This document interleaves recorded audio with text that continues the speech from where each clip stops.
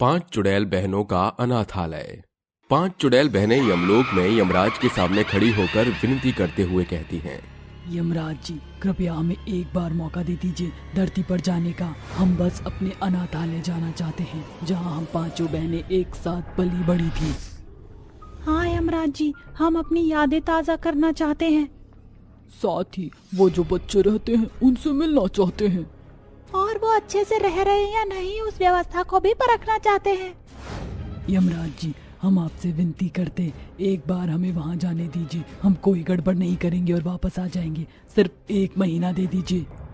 ठीक है, तुम इतना कहती हो तो मैं तुम्हें वहाँ जाने का मौका देता हूँ, लेकिन सिर्फ 1 महीना। और वहाँ तुम्हें अपनी गलत चीजों के लिए शक्तियों का प्रयोग नहीं करना है, सिर्फ बचाव के लिए ही। 5 बहनों को मेरी बात अच्छे से समझ आ गई ना? जी यमराज जी। ठीक है, तो जाओ। ये बोलते ही यमराज अपने जादू से उन 5 चुड़ैलों को नया इंसानी भेष दे देता है, जिसके बाद वो अपने अनाथ आश्रम के बाहर धरती लोक पर पहुंच जाती हैं। 5 चुड़ैलें उस अनाथालय को देखकर कहती हैं, देखो तो जरा, आज भी हमारा अनाथालय बिल्कुल वैसा का वैसा ही लगता है। हाँ दीदी, आपने बिल्कुल ठीक कहा। मुझसे तो सब्र ही नहीं हो रहा अंदर जाने का। कितने सालों बाद हम यहाँ वापस लौटे हैं। मुझे तो बच्चों से मिलने की बहुत खुशी हो रही है। तुम सब जानते हो ना, मुझे बच्चे कितने पसंद हैं। मैं अभी बहुत उत्सुक हूँ, पर बच्चों के लिए पहले कुछ ले तो लो। खाली हाथ जाना सही नहीं होगा। अरे हाँ, पहले हम शॉपिंग करने चलते हैं बच्चों के लिए। वैसे भी उन बच्चों को कुछ नहीं मिल पाता है। तभी 5 चुड़ैलें मॉल जाकर लड़का और लड़की दोनों के लिए कपड़े और चॉकलेट खरीद लेती हैं। फिर आकर गुब्बारा लेकर वो अनाथालय चली जाती हैं, जहां यशोदा नाम की एक बुढ़िया दरवाजा खोलकर कहती है, जी आप कौन? जी हम अनाथालय के बच्चों से मिलने आए हैं, उनके लिए तोहफे लेकर आए हैं। क्या हम कुछ दिन यहाँ रह सकते हैं बच्चों के साथ? लगता है मोटी पार्टी यहाँ आई है, आने देती हूँ। इन्हें क्या पता, कुछ पैसे मुझे भी मिल जाएं। हाँ जी, आइए, आपका स्वागत है। तभी 5 बहनें अंदर जाती हैं, जहां यशोदा अनाथ आश्रम के बच्चों को बुलाती है। अरे देखो देखो, हम 5 आप सब बच्चों के लिए क्या लेकर आए हैं। नए कपड़े, टॉफी, चॉकलेट और ये बलून कौन लेगा? दीदी मैं लूंगी, मुझे चाहिए ये बलून। दीदी मुझे टी-शर्ट चाहिए। आप पर टी-शर्ट है क्या? मेरी ये वाली फट गई है, देखो ना कितना बड़ा छेद है। ओहो, ये तो बहुत ज्यादा खराब हो गई है। इसे छोड़ो और ये लो, ये पीली वाली टी-शर्ट पहन कर आओ, देखना कितना हीरो लगोगे। अरे ये चॉकलेट कौन लेगा, बड़ी बड़ी? दीदी मैं लूंगा। नहीं दीदी मुझे चाहिए, मुझे भी चॉकलेट खानी है। ठीक है, मैं उसी को चॉकलेट दूंगी जो रात को दांत साफ करके सोता होगा। दीदी मैं साफ करके सोता हूँ, मैं बहुत अच्छा बच्चा हूँ। प्राची, हाँ दीदी मैं भी। ठीक है, तो सबको चॉकलेट मिलेगी। और मैं सारी लड़कियों के लिए फ्रॉक लेकर आई हूँ, सुंदर सुंदर। अच्छा, और मैं लड़कों के लिए कमीज लेकर आई हूँ। मेरे पास तुम सब बच्चों के लिए रंग बिरंगे गुब्बारे हैं, आकर ले जाओ। उसके बाद हम टेस्टी टेस्टी खाना भी खाएंगे। तभी 5 बहनें बच्चों को तोहफा बांट देती हैं, जिसके बाद बच्चे उसे पहन लेते हैं और खुश हो जाते हैं। तभी रसिका कहती है, यशोदा जी, बच्चों के लिए और भी चीजों का इंतजाम है ना? मतलब किसी चीज की कमी तो नहीं है ना? जी वैसे तो कोई कमी नहीं है, पर बच्चों पर कपड़े नहीं है। अभी यहाँ इनके लिए डोनेशन होती नहीं है कि बच्चों को कुछ सही से खिला पिला पाए या कपड़े दे। बच्चों का खेलने का मन करता है, पर गार्डन में कोई झूला ही नहीं है जिससे वह खेले। आप कुछ कर देते तो अच्छा होता। आप फिक्र मत कीजिए, हम कल ही गार्डन में झूलों का इंतजाम करवा देते हैं और बाकी चीजों का भी। जी शुक्रिया। वैसे आप बच्चों के लिए इतना सब कुछ लाई हैं, मेरे लिए नहीं लाई। मतलब हमें भी कुछ ज्यादा अच्छे पहनने ओढ़ने को नहीं मिलता है ना। सारा दिन बस बच्चों की सेवा में ही लगी रहती हूँ। आपके लिए भी लाए हैं, ये लीजिए। ये साड़ी है और ये कुछ पैसे हैं, इनसे आप राशन ले आइएगा, जो कि बच्चे अच्छा अच्छा खाना खा सके। आप निश्चिंत रहिए, और आज बच्चों के साथ हम सोएंगे। तभी बच्चे उस दिन बहुत खुश होते हैं और अपने कमरे में चले जाते हैं, जहां 5 चुड़ैलें आकर कहती हैं, बच्चों, आज हम तुम्हें अच्छी अच्छी कहानियाँ सुनाएंगे, जिसके बाद तुम्हें बहुत अच्छी नींद आएगी। क्या तुम सुनना चाहते हो? हाँ दीदी। सारे बच्चे अपने बिस्तर पर लेट जाओ और आराम से कहानी सुनो। देखो, एक जंगल में शेर रहता था। सभी जानवर उससे बहुत डरते थे। तभी भालू सो रहा था। फिर उसे परेशान करने लोमड़ी आती है और पहले तो भालू डर जाता है, लेकिन वो भी बहुत ताकतवर था। वो भी लोमड़ी को डराता है, उसकी ढिशुम ढिशुम पिटाई करता है और वह लोमड़ी भालू को घायल कर देता है। तभी जंगल का राजा शेर आता है और उसे बचा लेता है। तो बताओ, कैसी लगी स्टोरी? दीदी बहुत अच्छी स्टोरी थी। हम भी शेर की तरह बनेंगे और अपने दोस्तों की मदद करेंगे। शाबाश। चलो, बहुत रात हो गई है, सो जाओ। तुम्हारे लिए कोई गिफ्ट है कल। तभी सारे बच्चे सो जाते हैं। उन्हें खुश होता देख वो कहती है, बच्चों को ऐसा खुश देखकर बहुत अच्छा लगता है। हमारी बचपन की यादें ताज़ा हो गई। हम भी तो यहाँ कितना खेला करते थे। हाँ दीदी, आपने बिल्कुल ठीक कहा। तभी चुड़ैलें भी सो जाती हैं। अगले दिन जब यशोदा बच्चों का नाश्ता तैयार करती है तो वो बच्चों के जूस में बहुत सारा पानी मिला देती है और बच्चों को आलू का सैंडविच बनाकर देने जाती है। और ये सब होता हुआ रसिका चुड़ैल देखकर कहती है, यशोदा जी, ये आप क्या कर रही हैं? बच्चों के खाने में मिलावट, ऐसे तो उनका पोषण पूरा नहीं होगा। उनके स्वास्थ्य के लिए भी सही नहीं है।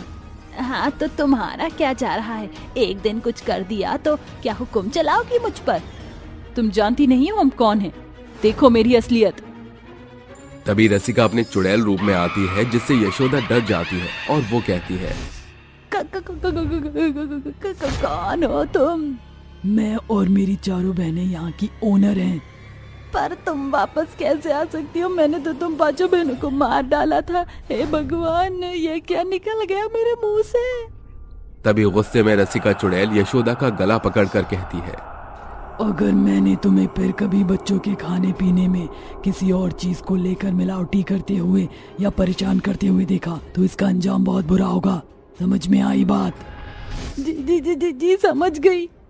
ये सब होता हुआ चारों चुड़ैल भी देख लेती हैं और यशोदा को धमका देती हैं। इंसानी रूप में आकर पांचों गार्डन में बच्चों के लिए झूले लगा देते हैं। फिर उन बच्चों को वहां ले जाकर कहते हैं, देखो बच्चों, तुम्हारे लिए क्या है। अरे वाह, ये तो झूले हैं। कितना मन था इस पर झूलने का। बल्ले बल्ले, अब तो हम रोज झूला झूल सकते हैं ना दीदी यहाँ पर? हाँ बच्चों, जितना मर्जी झूलो, पर पढ़ाई भी करनी है। तभी सारे बच्चे खुशी से झूला झूलने लगते हैं। कभी ऊपर नीचे वाले झूले पर झूलते हैं तो कभी स्लाइड वाले। इसके बाद चुड़ैल बच्चों को पढ़ाती भी है और उन्हें अपना मनपसंद खाना बनाकर भी खिलाती है। तभी सुजाता चुड़ैल कहती है, यशोदा, हम पांचों बच्चों के लिए बाहर उनका सामान लेने जा रहे हैं। खबरदार जो कुछ करने की कोशिश भी।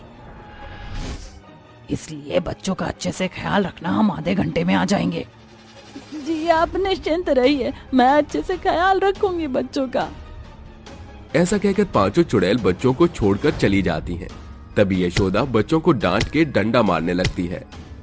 ज्यादा ही तुम बच्चे उन पांचों लड़कियों के सामने चलने नहीं लग गए? अभी बताती हूँ। दादी, आप हमें मार क्यों रही हैं? छोड़ दीजिए, दर्द हो रहा है। तभी पांचों चुड़ैल वहां पहुंच जाती हैं और ये सब होता हुआ देख वो यशोदा को अकेले ले जाकर उसे सबक सिखाती हैं। हवा में पटकती हैं और कहती हैं, समझा कर गए थे तुझे, फिर भी समझ नहीं आई ना? अब भुगत, और बच्चों को सताएगी तो अंजाम बुरा होगा। माफ कर दो मुझे, अब मैं बच्चों के साथ ऐसा कभी नहीं करूंगी। कुछ किया तो अंजाम बुरा होगा। अभी 1 महीने हम यहीं रहेंगे। जी जी, मैं बच्चों का बहुत अच्छे से ख्याल रखूंगी। इस तरह पांचों चुड़ैलें बच्चों का बहुत ख्याल रखती हैं, जिनके साथ मजे करती हैं। 1 महीना कब बीत जाता है पता नहीं चलता। बच्चे बहुत घुल मिल जाते हैं, जिसके बाद वो उन्हें छोड़कर वापस यमलोक चली जाती हैं। स्कूल में खाना बांटने वाली चुड़ैल। स्कूल के बाहर कुर्सी पर पांव पसारे बैठा किशोर रेडियो पर प्रसारण सुन रहा था कि अचानक उसके कान में खटर पटर की आवाज सुनाई पड़ती है। अरे ये स्कूल के भीतर कैसा शोरगुल है? कहीं कोई चोर उचक्का तो नहीं घुस आया? अरे भाई देखना पड़ेगा। किशोर टॉर्च लिए हुए स्कूल के भीतर आता है। स्कूल के चारों ओर अंधेरा छाया हुआ था। सिसियाती हुई सर्द लहरें समा को खौफनाक आकृति दे रही थी। किशोर बेखौफ होकर आगे बढ़ता जाता है। अच्छा, तो ये आवाज बावर्ची खाने से होगी। जरूर चूहा होगा, आज तो इसकी खैर नहीं। जैसे ही किशोर बावर्ची खाने का किवाड़ खोलता है, एक चुड़ैल चूल्हे पर खाना पका रही होती है। उसके आजू बाजू में दो भूतिया बच्चे खड़े होते हैं, जिन्हें देखकर किशोर की आंखें फटी की फटी रह जाती हैं। चुड़ैल, अरे मर गए रे। क्या हुआ किशोर? चुड़ैल को देखकर शब्दों ने साथ छोड़ दिया। अरे भाग किशोर, वरना ये चुड़ैल कहीं तेरे चिथड़े न कर दे। किशोर फुर्ती के साथ भागता है, तभी चुड़ैल के दोनों भूतिया बच्चे उसे आगे से घेर लेते हैं। शाबाश पिट्टू, तुझे मेरे राज का पता चल चुका है। अगर तू जिंदा बच गया तो ये सभी को पता चल जाएगा कि इस स्कूल में मिड डे मील बांटने वाले इंसान नहीं, चुड़ैल है। अब मैं तेरे ताजे गोश्त से बिरयानी बनाकर अपने बच्चों को खिलाऊंगी। चुड़ैल अपने पैने दांत गाड़ा कर किशोर का खून पी जाती है और अपने शैतानी शक्ति से उसे बिरयानी में बदल देती है। रानी बिट्टू, तुम्हें बिरयानी खानी थी ना, लो खाओ। अरे वाह माँ, ये बिरयानी तो बड़ी स्वादिष्ट है। इतने दिनों के बाद इतना तगड़ा शिकार खाने को मिला है। रात के बेला बीतने के साथ चुड़ैल और उसके दोनों बच्चे इंसान में बदल जाते हैं। सभी बच्चे बस्ता टांगे स्कूल आते हैं। कुछ घंटे बाद चुड़ैल बच्चों के बीच खाना बांटना शुरू करती है। तभी रोमेल और चंकी अपना टिफिन बॉक्स बढ़ाते हुए कहते हैं, अरे ओ आंटी, ये क्या कछुए की तरह धीमे धीमे हाथ चला रही हो? जल्दी हाथ चलाओ। ये छोटा पैक बहुत बकबक कर रहा है, इसे मजा चखाना पड़ेगा। देखते ही देखते 1 बज जाता है। सभी बच्चे घर जाने लगते हैं कि चुड़ैल रोमेल को बावर्ची खाने में बंद कर देती है। देखते ही देखते स्कूल में सन्नाटा छा जाता है, जिसके साथ चुड़ैल और उसके बच्चे खूंखार रूप में धरकर रोमेल के पास आते हैं। चुड़ैल, भूत, मम्मी डैडी, मुझे बचाओ। तुझे बचाने कोई नहीं आएगा, आज तुझे मरना ही होगा। मगर मैंने तुम्हारा क्या बिगाड़ा है? हम तुम्हारे सवालों का जवाब देना जरूरी नहीं समझते। जाओ मेरे भूतिया बच्चों, खत्म कर दो इस रईस रोमेल को। चुड़ैल के इतना कहते ही भूतिया बच्चे रोमेल पर धावा बोल देते हैं। अगले दिन स्कूल के मैदान में रोमेल की लाश देखकर सभी के चेहरे पीले पड़ जाते हैं, जिसे देखकर सरपंच जी प्रिंसिपल के पास आते हैं। अरे प्रिंसिपल साहब, आपके रहते हुए स्कूल में ऐसी घटनाएं कैसे हो रही हैं? ये सब कुछ मेरी समझ से भी परे है सरपंच जी। जब से किशोर की जान गई है, कोई भी जन किसी भी कीमत पर स्कूल की पहरेदारी करना नहीं चाहता। देखिए प्रिंसिपल साहब, इस स्कूल के भीतर 2 दर्दनाक मौत हो चुकी है। पूरा गांव गढ़ स्कूल को भूतहा करार कर रहा है। हमें ही एकजुट होकर कुछ करना होगा। आज से मैं स्कूल की सभी एक्टिविटी पर नजर रखूंगा। उस रोज से सरपंच और प्रिंसिपल सांझ दरी से सच का पता लगाने की कोशिश में जुट जाते हैं। दूसरी ओर चुड़ैल अपने काम को अंजाम देती है। चुड़ैल के मिड डे मील से सभी बच्चे एकाएक मौत का कौर होते जा रहे थे। एक दिन, देखो प्रिंसिपल साहब, जो इस स्कूल में हो रहा है वो साझे तौर से हमारे सामने है। हो ना हो बच्चों के बेशुमार मौत के पीछे इस मिड डे मील बांटने वाली का बड़ा हाथ है। हाँ, मैंने भी यही माने मिलाया है। जब से ये औरत बच्चों के बीच मिड डे मील बांट रही है, तब से या तो किसी बच्चे ने रोग का बिछौना पकड़ा है या कोई मौत का कौर हो गया है। बातें खत्म होने के बाद सरपंच जी गांव लौट आते हैं। तभी सुरेखा सरपंच के पास आती है। गजब हो गया सरपंच जी, चंकी को स्कूल भेजा था। हर दिन तो दोपहर तक आ जाता है, आज तो सांझ बीत गई, पता नहीं कहाँ रह गया। चिंता न करो, हम सभी स्कूल चलकर देखते हैं। सुरेखा और सरपंच के साथ पूरा गढ़ गांव भी स्कूल पहुंचता है। आज हम तीनों चुड़ैल माँ बेटे चंकी की चटनी बनाकर खा जाएंगे। बचाओ बचाओ, कोई बचाओ मुझे। जितना चीखना है चिल्लाना है चिल्ला, मगर इस रात के अंधेरे में इस बंद बावर्ची घर में किसी तक की तेरी आवाज नहीं जाएगी। माँ, बाबूजी, बचाओ मुझे। ये तो मेरे चंकी की आवाज है। धीरज धर सुरेखा, बस प्रिंसिपल साहब पहुंचने वाले हैं। क्या बात है सरपंच जी, इतनी रात के यहाँ क्यों बुलाया? आज फिर गांव का एक बच्चा गायब है। बचाओ माँ। ये आवाज तो स्कूल के बावर्ची घर से आ रही है। ये सुनकर सभी बावर्ची घर की ओर दौड़ते हैं, जहाँ सभी चुड़ैल को देखकर हक्के बक्के हो जाते हैं। ये तो वही खाना बांटने वाली औरत है। इसका मतलब वो औरत का ढोंग इस चुड़ैल की चाल थी। एकदम सही पहचाना तूने प्रिंसिपल, सबको मार दूंगी मैं। इस स्कूल को शमशान में न बदल दिया तो मेरा नाम भी चंदा नहीं। चंदा? चंदा, तुम तो गांव छोड़कर चली गई थी, फिर ये सब कुछ? नहीं, इस प्रिंसिपल ने मुझ गरीब के पास मौत को गले लगाने के सिवा कोई रास्ता नहीं छोड़ा। चंदा, आखिर ऐसा क्या हुआ था? सरपंच के पूछने पर चुड़ैल उसे सब कुछ बताना शुरू करती है। चंदा का पति इस दुनिया में नहीं, उसके 2 बच्चे बिट्टू और रानी वो जिस स्कूल में पढ़ते हैं, चंदा उस स्कूल में मिड डे मील बांटने का काम करती है। बिट्टू, रानी, उठो बेटा, सूरज सर पर चढ़ाया है, स्कूल नहीं जाना क्या? नहीं माँ, हम स्कूल नहीं जाना चाहते। मगर क्यों? माँ, प्रिंसिपल सर मुझे और बिट्टू भैया को जमीन पर बिठाते हैं। और इतना ही नहीं माँ, वो रोमिल और चंकी आपको बुरा भला कहकर हमें चिढ़ाते हैं। बेटा, दुनिया की बात को दिल से नहीं लगाते। अगर पढ़ोगे नहीं तो अपनी माँ की तरह पिछड़े रह जाओगे, और मैं ऐसा नहीं चाहती। चंदा की बात से सहमत होकर तैयार हो जाते हैं बच्चे और तीनों स्कूल पहुंचते हैं। अरे देख, चंकी कांता बाई और अपने बच्चों को लिए चली आ रही है। तीनों उसकी बातों को नजरअंदाज करके आगे बढ़ते हैं।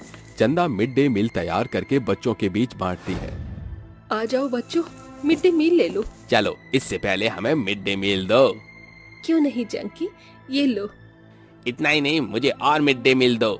चंदा रोमिल और चंकी को खूब सारा देती है, जिसके कारण कुछ बच्चों की खातिर खाना कम पड़ जाता है और प्रिंसिपल चंदा को कहता है, चंदा, ये किस तरह से मिड डे मील बांटती हो तुम? रोजाना कुछ बच्चों को भूखा रहना पड़ता है। सर, रोजाना रोमिल और चंकी खूब सारा मिड डे मील लेते हैं, इस वजह से कुछ बच्चों को खाना कम पड़ जा रहा है। अरे रोज रोज की बहानेबाजी से मैं तंग आ गया हूँ, बस बहुत हो गया, इसी पल मैं तुम्हें इस नौकरी से निकालता हूँ। इस तरह चंदा को अपने काम से हाथ धोना पड़ता है। उसी शाम जानती हो माँ, रोमिल और चंकी दुगना मिड डे मील लेकर उसे कूड़े का कौर कर देते हैं। वो स्कूल के खाने को भी कभी नहीं खाते। सच सुनकर चंदा खूब रोती है। 2 दिन बाद रानी और बिट्टू अपना बस्ता उठाओ और घर जाओ। मगर क्यों सर?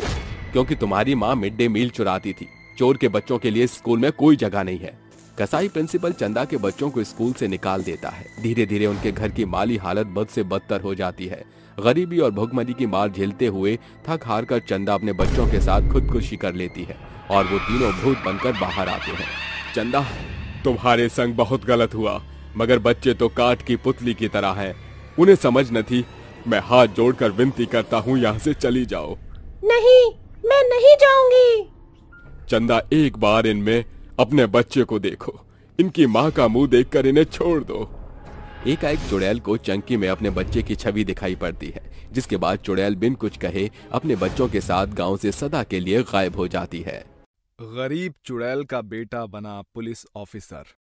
रात का समय होता है।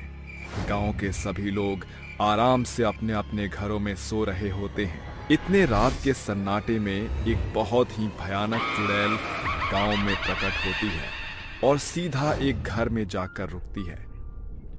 बेटा, कहाँ हो तुम बेटा? देखो, मैं आ गई।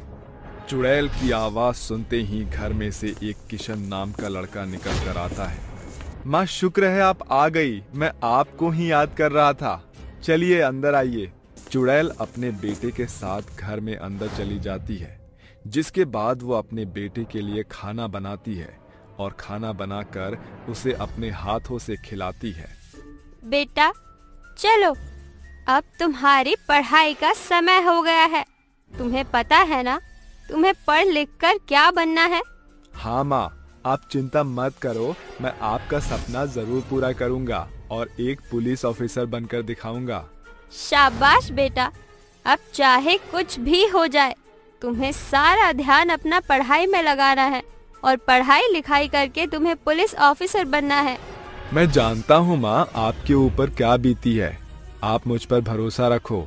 पुलिस ऑफिसर बनने के बाद मैं आपके कातिलों से चुन चुन कर बदला लूंगा, किसी को नहीं छोड़ूंगा मैं।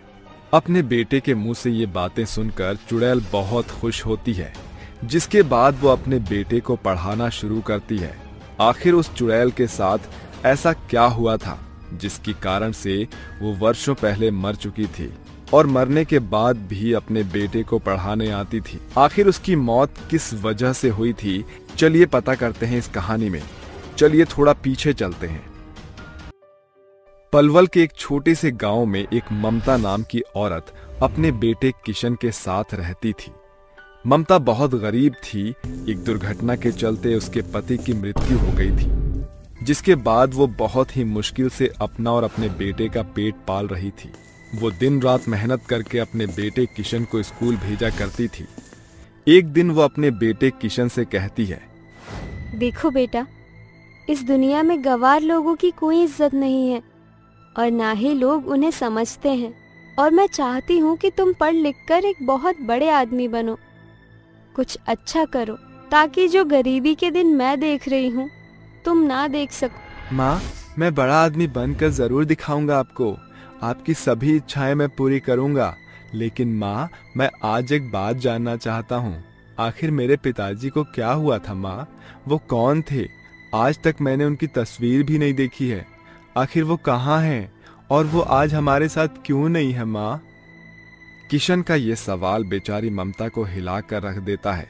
ममता ने कई सालों तक अपने बेटे से ये बात छुपा कर रखी थी और इस बार ना चाहते हुए भी उसे अपने बेटे किशन को पूरी हकीकत के बारे में बताना पड़ता है। उस दिन तुम्हारे पिताजी तुम्हारे पहले जन्मदिन पर तुमसे मिलने आ रहे थे।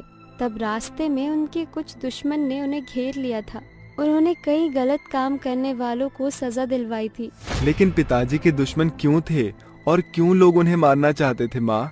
क्योंकि तुम्हारे पिताजी एक पुलिस ऑफिसर थे। उन्होंने कई गुंडे मवालियों से शहर को आजाद किया था, जिसके चलते गुंडों ने उनसे दुश्मनी मोड़ ले ली थी।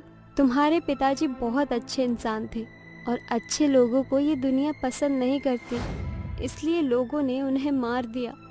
ये सुनते ही किशन रोने लगता है, जिसके बाद वो रोते हुए अपनी माँ से कहता है, माँ, क्या सच में मेरे पिताजी इतने महान थे? हाँ बेटा, तुम्हारे पिताजी बहुत अच्छे थे और वो तुम्हें पुलिस ऑफिसर बनाना चाहते थे। बेटा, वो तुमसे बहुत प्यार करते थे। मैं वादा करता हूँ माँ, मैं पुलिस ऑफिसर बनकर पिताजी का सपना और आपका सपना जरूर पूरा करूंगा माँ। उस दिन के बाद किशन पढ़ाई में अच्छे से ध्यान देने लगता है। एक दिन ममता उसे स्कूल से घर लेकर आ रही होती है। तभी रास्ते में उसके पति के कुछ दुश्मन उसे देख लेते हैं। अरे जरा देखो तो सही, ये तो गोवर्धन की पत्नी और बेटा है। अरे ये तो अभी तक जिंदा है, हमें इन्हें मार देना चाहिए। वे गुंडे ऐसा सोचकर किसी तरह रात के समय ममता के घर पहुंच जाते हैं और ममता का तकिए से मुंह दबाकर उसे मार देते हैं। ये सब किशन देख लेता है और वो कुछ नहीं कर पाता, जिसके बाद वो अपनी जान बचाकर वहां से भाग जाता है। गुंडे उसे ढूंढने की बहुत कोशिश करते हैं, लेकिन किशन उनके हाथ नहीं लगता। माँ कहाँ हो आप? उन गुंडों ने आपको भी मार दिया माँ। पहले पिताजी को मारा, उसके बाद आपको भी मुझसे छीन लिया माँ। माँ कहाँ हो आप माँ? किशन अपनी माँ को याद कर रहा होता है। तभी उसकी माँ चुड़ैल बनकर उसके सामने प्रकट होती है। मैं यहाँ हूँ बेटा, हमेशा तुम्हारे पास। माँ, मैं उन गुंडों को नहीं छोड़ूंगा माँ, मैं उनमें से किसी को भी नहीं छोड़ूंगा। मैं सबको मार डालूंगा माँ, मैं सबको मार डालूंगा। सब्र से काम लो बेटा, उन्होंने तुम्हारे पिताजी को भी मार दिया और मुझे भी मार दिया। अब तुम पहले हमारा पुलिस ऑफिसर बनने का सपना पूरा करो, जिसके चलते तुम उन्हें आराम से मार सकते हो। उस दिन से चुड़ैल अपने बेटे किशन को पढ़ाना शुरू कर देती है। देखते ही देखते किशन काफी बड़ा हो जाता है और कड़ी मेहनत करने के बाद वो एक दिन पुलिस ऑफिसर बन जाता है, जिसके बाद वो एक एक करके उन सभी गुंडों से अपनी माँ और अपने पिताजी की मौत का बदला लेता है। तुम दोनों ने मेरी माँ को मार दिया, मेरे पिताजी को मार दिया, मैं तुम दोनों को नहीं छोड़ूंगा। हम तुम्हारे आगे हाथ जोड़ते हैं, हमें छोड़ दो, हमसे बहुत बड़ी भूल हो गई। दुश्मनी के चलते हमने तुम्हारे माता पिता को मार दिया। तुम्हें छोड़ दूं? तुम्हें कैसे छोड़ दूं? तुमने मेरे निर्दोष माँ बाप को मार दिया, आखिर उनकी गलती क्या थी? तुम्हें तो मैं कभी नहीं छोड़ूंगा। छोड़ दो हमें, छोड़ दो, हमसे बहुत बड़ी गलती हो गई है। आइंदा से हम ऐसी गलती कभी भी किसी के साथ नहीं करेंगे। हमें अपनी गलती का पछतावा है, हमें छोड़ दो। नहीं छोड़ूंगा, इस दिन का मौका मैं कब से देख रहा हूँ। जाओ भागो, कितना भाग सकते हो तुम दोनों, अपनी जान बचाकर भाग जाओ। कालिया और राकेश दोनों भागने लगते हैं। उनको भागता हुआ देखकर किशन उनके पीछे पीछे चलता है जिसके बाद वो उन दोनों का एनकाउंटर कर देता है। उन दोनों को मारकर वो बहुत खुश होता है, जिसके बाद वो रोते हुए अपनी माँ को याद करने लगता है। माँ कहाँ हो आप? मुझे आपकी बहुत याद आ रही है माँ। देखो मैंने आपके और पिताजी के मौत का बदला ले लिया माँ। काश आप ये नजारा देखने के लिए आज यहाँ होते। तभी चुड़ैल उसके सामने प्रकट होती है और उसे कहती है, चिंता मत करो बेटा किशन, मैंने सब कुछ अपनी आंखों से देखा है। आज तुमने मेरा सपना पूरा कर दिया। आज के बाद तुम भी अपने पिताजी की तरह लोगों की मदद करना और गरीब लोगों का सहारा बनना। माँ मैं वादा करता हूँ मेरी तरह फिर किसी के माता पिता की मृत्यु इस तरह नहीं होगी और कोई अपने माता पिता के लिए ऐसे नहीं तड़पेगा। मैं इस शहर से सभी गलत लोगों को निकाल फेंकूंगा। उस दिन के बाद किशन एक काबिल पुलिस ऑफिसर बनता है और लोगों की सहायता करता है। जितने भी गुंडे मवाली होते हैं उन सभी को शहर से निकाल फेंकता है, जिसके बाद किशन एक प्यारी सी लड़की से शादी करके अपना घर बसा लेता है और अपनी जिंदगी में खुशी खुशी रहने लगता है। चुड़ैल ने की गर्म कपड़ों की बारिश। उत्तरी भारत के एक छोटे से गांव में धनपत राय नाम का एक मुखिया था, जो कि अपने गांव के लोगों को किसी न किसी कर के नाम पर लूट लूट कर खाता था। तो कभी जमींदार का पैसा उनसे हथियाने आया करता था। कड़कड़ाती ठंड का मौसम आ चुका था, जहां गांव में अब हल्की हल्की ओस और बर्फबारी होना भी शुरू हो गई थी। काफी लोग ठंड से जूझ रहे थे और आधे लोगों के घर तो कच्चे थे। तभी कुएं से पानी भरती हुई कांपती हुई शांता कहती है, बाप रे बाप, मेरा तो मन ही नहीं करता कि अब कुएं से पानी भी भर लूं। हाथ ऐसे झंझना रहे हैं कि पूछो मत। अरे तेरा तो पानी भरने का मन नहीं करता, मुझे तो कपड़े भी धोने पड़ते हैं। हफ्ते में 4 बार पानी में हाथ डालने की हाथ ऐसे जमते हैं जैसे कि किसी ने हाथों पर बर्फ की सिल्ली रख दी हो। एक तो समझ नहीं आता, पता नहीं कैसा मुखिया है। खुद तो इतना अमीर होकर अपने शौक पूरे करता है, मोटे ऊनी कपड़े पहनता है। कल देखा था कैसे नवाब बनकर जा रहा था और हमारे लिए गांव में उसने किसी को भी ऊनी व्यापार नहीं करने दिया। पूरे गांव ठंड से कांपता है। तू सही बोली, मेरे पति और राजू को मैं कंबल में रखती हूँ। खैर ठंड लग रही है, अपने अपने घर में चलते हैं। ऐसा कहकर दोनों अपने घर चली जाती है। वहीं फिर से मुखिया गांव के लोगों के सामने आकर कहता है, चलो चलो सब अपने जमीन का कर निकाल कर रखो। मेरे सामने 500 की पत्ती रखो।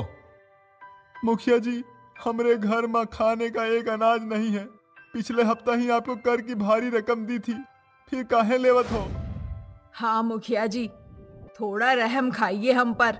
आप हमारे सर्दियों में ऊनी वस्त्रों का आदान प्रदान बाहर करा दीजिए, अगर जा नहीं सकते तो। क्या बोला तुमने? मैं इस गांव में बाहर की मशीन लाऊं ताकि तुम अमीर हो जाओ? नहीं नहीं नहीं। और अगर मैंने गांव को थोड़ा सा और विकसित कर दिया तो तुम सब तो कंट्रोल में ही नहीं रहोगे। हाँ मुखिया जी, हमें मौका दीजिए, हमारे साथ इतना जुल्म मत कीजिए। छोटे छोटे बच्चे हैं जी, वो बिना मोजे मफलर स्वेटर के बिना नहीं रह पाते हैं। हम कितना अपने हाथ से बना बना कर पहना देंगे, बोलिए। बस बहुत बकवास सुन ली। पैसे नहीं दिए तो गांव से बेघर कर दूंगा। ये सुनकर सभी लोग मुखिया के सामने पैसे रख देते हैं, जिसे गिनते हुए वो कहता है, ये क्या? 550, 650, 1000। हाँ पूरे पैसे हैं। अरे वाह, पैसे मिल गए। चलो चलता हूँ अब। अरे मुखिया जी, हमें लूट कर तो जा रहे हो, हम लोगन पर कछु कोनो कपड़ा नहीं है गरम वाला। अरे मेहरबानी तो कर जाइए आप। हाँ मुखिया जी, अरे हमरे छोटे छोटे बालकन के ही बारे में सोच लो, वो थोड़ी दिसंबर की ठंड झेल पाएंगे। तुम गांव वालों की बहुत जुबान चलने लगी है। अब बताता हूँ तुम लोगों को। हाँ, तुम लोगों को बड़े स्वेटर चाहिए है ना? 2-4 हंटर की मार पड़ेगी तो सारी गर्मी मिल जाएगी। भैरव, कमल, आकर बजाओ जरा इन लोगों को। ये कहकर मुखिया के आदमी मासूम गांव वालों को मारने लगते हैं, सिर्फ इसलिए क्योंकि उन्होंने ऊनी वस्त्रों की मांग की थी। वक्त बीतता है, मुखिया लोगों को इसी तरह से परेशान करके उनसे पैसा लेते रहता था। इसी बीच उस जंगल में एक गुफा थी। 6 महीने बाद एक राक्षसी चुड़ैल उस गुफा से बाहर आती है। खाने के लिए पूरे गांव में भटकती है, जहां वो कुछ औरतों की बातें सुनती है। हे भगवान, कैसा निर्लज कठोर दिल का मुखिया है, जिसे अपने बच्चे परिवार के अलावा कुछ नहीं दिखता। अरे पूरे गांव को अविकसित कर रखा है, जहां कोई भी अपने मर्जी का कुछ भी पहन नहीं सकता, ना बाहर की चीजें खरीद सकता है। शांत रूपाली, शांत हो जा। हमें जंगल की लकड़ियों को काट काट कर ही सर्दी में बचना होगा। तूने सही कहा, लेकिन आग जलाना भी कब तक सीमित होगा? इससे लकड़ियों की कटाई होती है और प्रदूषण बढ़ता है। ये देखकर चुड़ैल पेड़ पर बैठी उनकी सारी बातें सुन लेती है और नेक दिल होने के कारण कहती है, बाप रे बाप, ये लोग तो बहुत ज्यादा परेशान हैं। मुझे इन लोगों की मदद करनी चाहिए। ऐसा दिल जला मुखिया तो मैंने आज तक नहीं देखा, जो अपने गांव की जनता को इतना परेशान करता है। लेकिन मैं इन्हें सर्दी से बचाने के लिए गर्म कपड़े जरूर दूंगी। ओम भीम क्रीम हीम से बचा इन लोगों को, शीत मंत्राय सुरक्षितम भट्ट स्वाहा। चुड़ैल के ये मंत्र बोलते ही अचानक से गर्म कपड़ों की बारिश होती है। कहीं गर्म मोजे तो कहीं गर्म टोपा, कहीं रंग बिरंगे स्वेटर हर प्रकार के आसमान से गिरते हैं। ये देखकर लोग हैरान हो जाते हैं। अरे रूपाली, चमत्कार हो गया। तेरे ये कहते ही गर्म कपड़ों की बारिश होने लग गई। ऐसे तो हमारे बच्चे बहुत खुश हो जाएंगे। और हम भी खुश हो जाएंगे, क्योंकि शॉल, स्वेटर, मफलर भी हमारे लिए है। चलो जल्दी से उठा लेते हैं। ये कहकर आसपास के लोग गर्म कपड़ों को उठा लेते हैं और घर जाकर अपने बच्चों को पहना देते हैं। ये देखकर चुड़ैल कहती है, मैं खुश हूँ। इन लोगों को खुश देखकर इन्हें गर्म कपड़ा देने से मुझे जो खुशी हुई है, मैं बयां ही नहीं कर सकती। ऐसा लगा जैसे सुकून का काम किया है। पूरे गांव के लोगों के लिए गर्म कपड़ा बनाना चाहती हूँ और इनके सामने गर्म कपड़ों की बारिश करना चाहती हूँ। तभी रूपाली और यशोदा गांव में जाकर लोगों को गर्म कपड़ों की बारिश के बारे में बताते हैं। ये सुनकर गांव के बाकी लोग अचंभित हो जाते हैं और रूपाली उन सभी लोगों को उसी पेड़ के पास लेकर पहुंच जाती है और कहती है, मेरा विश्वास करो, मैं जब इस पेड़ के पास आई थी और मैंने कहा था कि गर्म कपड़ों की कमी से बारिश हो जाए, तो यहीं से ही गर्म कपड़ों की बारिश हुई थी। तुम भी बोल कर देखो। ठीक है, जैसे इन लोगों को गर्म कपड़ों की बारिश की है, वैसे ही हमें भी गर्म कपड़ों की बारिश कर दो, जिससे मेरे बच्चे और मैं भी गर्म कपड़े पहनकर काम कर सकूं। लगता है फिर से गर्म कपड़ों की बारिश करनी होगी मुझे। ओम भीम क्रीम हीम से बचा इन लोगों को, शीत मंत्राय सुरक्षितम भट्ट स्वाहा। चुड़ैल के मंत्र पढ़ते ही जैसे ही वो अपना हाथ आगे करती है, लोगों पर गर्म कपड़ों की बारिश होने लगती है। ये देखकर शांता उस मुलायम स्वेटर को अपने गले से लगाकर कहती है, अरे वाह, भला ये चमत्कार कैसे हो रहा है? ये तो बहुत ज्यादा मुलायम है। लगता है भगवान ने हमारी सुन ली। इस तरह जब किसी भी गांव के व्यक्ति को गर्म कपड़ा चाहिए होते थे, तो वो उसी जगह पर आकर गर्म कपड़े की मांग करता था और चुड़ैल उनकी बातें सुनकर हमेशा गर्म कपड़ों की बारिश कर दिया करती थी, जिससे वो सभी लोग खुशी खुशी रहने लगे। पर ये बात मुखिया के कानों तक पहुंचती है तो वो सुलगते हुए कहता है, और इस गांव के लोग कपड़े कैसे पहनने लग गए, वो भी इतने अच्छे अच्छे। मैंने तो इन सबको मना करके रखा था कि बाहर का कोई भी कपड़ा यहाँ नहीं आएगा, इसलिए तो मैं इन्हें व्यापार भी नहीं करने देता हूँ। पर अब मैं इनके कपड़ों को जला दूंगा, चाहे ठंड से मर क्यों न जाए ये लोग। ये बोलकर मुखिया अपने आदमी के साथ उनके घर की ओर जाता है और जैसे ही उनके गर्म कपड़ों को जलाने की कोशिश करता है, तभी चुड़ैल आकर कहती है, तेरी इतनी हिम्मत कैसे हुई निर्लज्ज लालची मुखिया?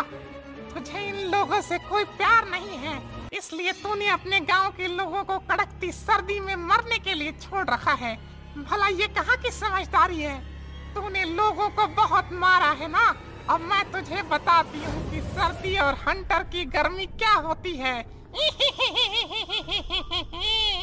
ऐसा बोलकर चुड़ैल उसके गर्म कपड़े गायब कर देती है और हंटर से एक के बाद एक मारकर उसे हवा में पटकते रहती है। और ये नज़ारा पूरा गांव देख लेता है और भाप जाते हैं कि उनकी मदद एक चुड़ैल कर रही होती है। इसका मतलब अब तक हम पर गर्म कपड़ों की बारिश करने वाली कोई और नहीं, बल्कि ये चुड़ैल है। इसने हम सबकी जान को बचाया है। हमें इसका शुक्रिया अदा करना चाहिए। चुड़ैल, गांव वाले आपको तहे दिल से शुक्रिया अदा करते हैं। कोई बात नहीं, पहले इस मुखिया को सबक सिखा दूं मैं। अरे मुझे छोड़ दो, अरे छोड़ दो मुझे। ऐसे नहीं, तूने बहुत नाइंसाफी की है, इसकी सजा तो तुझे मिलकर ही रहेगी। अरे चुड़ैल, भगवान के लिए मुझे छोड़ दे। अरे मुझे माफ कर दे, मैं गांव वालों से माफी मांगता हूँ। मुझे तुम्हारे साथ ऐसा नहीं करना चाहिए था। लालच में मैं इतना अंधा हो गया था कि मैंने इस गांव के विकास के बारे में नहीं सोचा। अब मैं यहाँ व्यापार करवाऊंगा। सच में करवाएगा ना? खुदा कसम करवाऊंगा। ठीक है गांव वालों, इस मुखिया को उसका सबक मिल चुका है। अब मुझे जाना होगा। पहले मैं आप सबके लिए फिर से गर्म कपड़ों की बारिश करना चाहती हूँ, तो ये लीजिए। शुक्रिया, तुम एक बहुत अच्छी चुड़ैल हो। तुम नहीं होती तो हम सब तो ठंड से कांपते हुए ही रह जाते। चुड़ैल के मंत्र बोलते ही चुड़ैल गर्म कपड़ों की बारिश कर देती है, जिससे सब अपने अपने मन पसंद के कपड़े उठाकर पहन लेते हैं और वो चुड़ैल वापस अपनी गुफा में चली जाती है। कुछ समय बाद मुखिया गांव में नए नए रोजगार लाकर उन्हें विकसित कर देता है। चुड़ैल बसंती के छोले कुलचे। आशीष नगर में बसंती अपनी माँ रानी और अपने पिता रघुनंदन के साथ बाजार से घर की तरफ जा रही थी कि तभी रघुनंदन का एक्सीडेंट हो जाता है और उस एक्सीडेंट में रघुनंदन की मौत हो जाती है। एक तरफ तो रघुनंदन की मौत एक्सीडेंट में होती है, तो वहीं दूसरी तरफ चक्कर खाकर रानी बेहोश हो जाती है और वो नीचे गिर जाती है। नीचे गिरने की वजह से रानी के सर में बहुत ही गहरी चोट लग जाती है। ये देख बसंती दौड़ती हुई अपने माँ बाबा को हॉस्पिटल ले जाती है। एक तरफ तो बसंती की माँ रानी हॉस्पिटल में एडमिट रहती है, तो वहीं दूसरी तरफ अब बसंती अपने पिता का अंतिम संस्कार कर देती है। कुछ समय बाद बसंती अपनी माँ रानी को घर ले आती है। उसकी माँ कोमा में चली जाती है। अपनी माँ को कोमा में देख बसंती रोते हुए खुद से बोलती है, हे भगवान, ये मेरी किस्मत में तूने क्या लिख दिया। एक तरफ तो तुमने मेरे पिताजी को मुझसे छीन लिया, तो वहीं दूसरी तरफ मेरी माँ यूं इस तरह बेड पर कोमे में पड़ी हुई है। अब मैं उनका इलाज कैसे करवाऊं? मेरे पास तो इतने पैसे भी नहीं है कि मैं उनका इलाज करवा सकूं। इतना कहकर बसंती फूट फूट कर रोने लगती है कि तभी मंदिर के पास उसको एक गुल्लक दिखाई देता है, जिसके बाद वो उस गुल्लक के पास जाती है और उस गुल्लक को फोड़ देती है। उस गुल्लक को फोड़ने के बाद उसमें से कुछ पैसे निकलते हैं। ये देख बसंती सोचते हुए खुद से बोलती है, आखिर मैं इन पैसों से अपना कौन सा कारोबार शुरू करूं जिससे मुझे ज्यादा पैसा भी मिल जाए और मेरी माँ भी ठीक हो जाए। वो खुद से ये बोल ही रही थी कि तभी उसके कानों में एक आवाज आती है, छोले कुलचे ले लो गर्मा गरम, छोले कुलचे, माँ के हाथ के बने हुए स्वादिष्ट छोले कुलचे, एक बार खाओगे खाते ही रह जाओगे। उस छोले कुलचे वाले को देख बसंती सोचती है, क्यों ना मैं छोले कुलचे का ही कारोबार शुरू कर लूं, क्या पता मेरा बिजनेस अच्छे से चल जाए।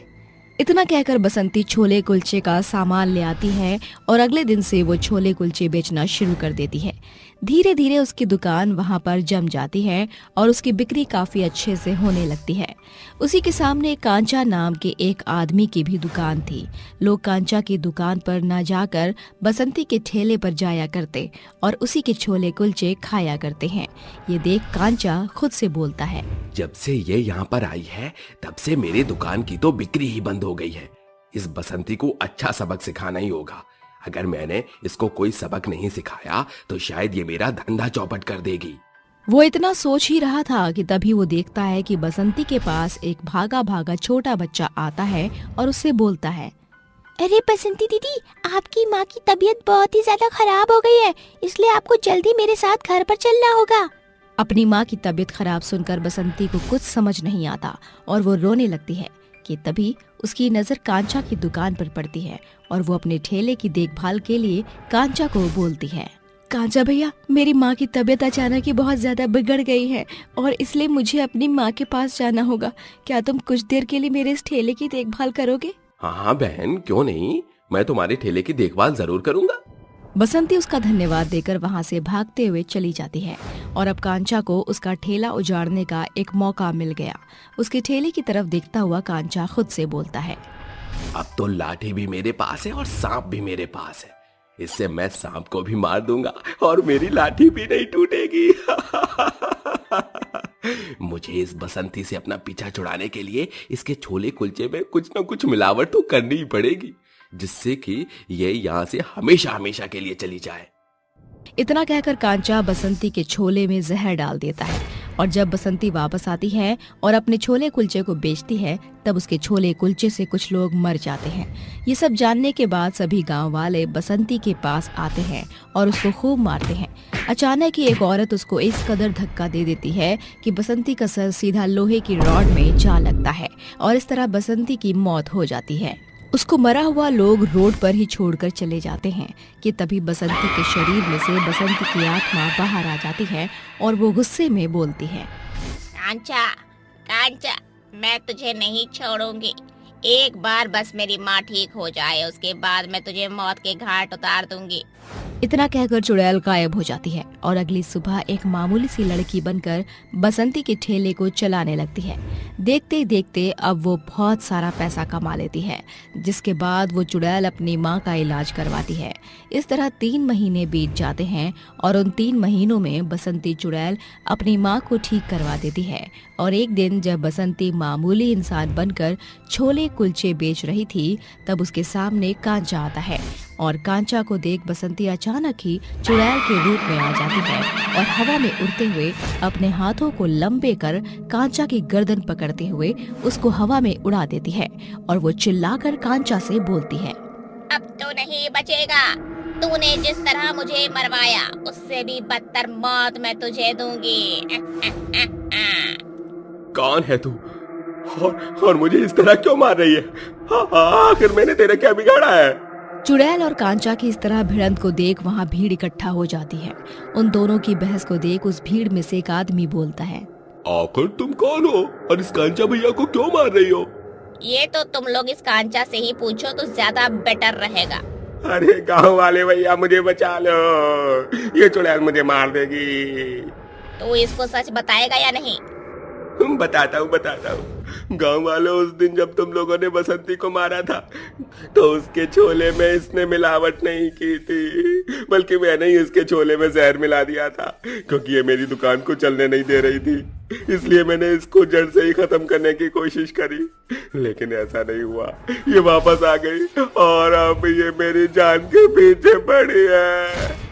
उसकी ये बात सुनकर गाँव वालों को गुस्सा आता है और गाँव वाले कांचा से बोलते हैं, तुम जैसे कायर इंसान को तो मर ही जाना चाहिए, जो अपने फायदे के लिए लोगों का नुकसान करे। चुड़ैल बहन, तुम इसको खत्म कर दो। उसकी बात सुनकर चुड़ैल कांचा को एक भयानक मौत दे देती है और सभी लोगों से कहती है, मेरा बदला पूरा हो गया, मेरी माँ भी ठीक हो गई, इसलिए अब मैं यहाँ से जा रही हूँ। लेकिन अगर मेरे जैसे इस गाँव में किसी के भी साथ गलत हुआ तो मैं इस बार फिर वापस आऊंगी और उनको अच्छा सबक सिखा कर जाऊंगी। इतना कहकर चुड़ैल वहाँ से चली जाती है, जिसके बाद बसंती के छोले कुलचे उसकी माँ रानी बेचना शुरू कर देती है।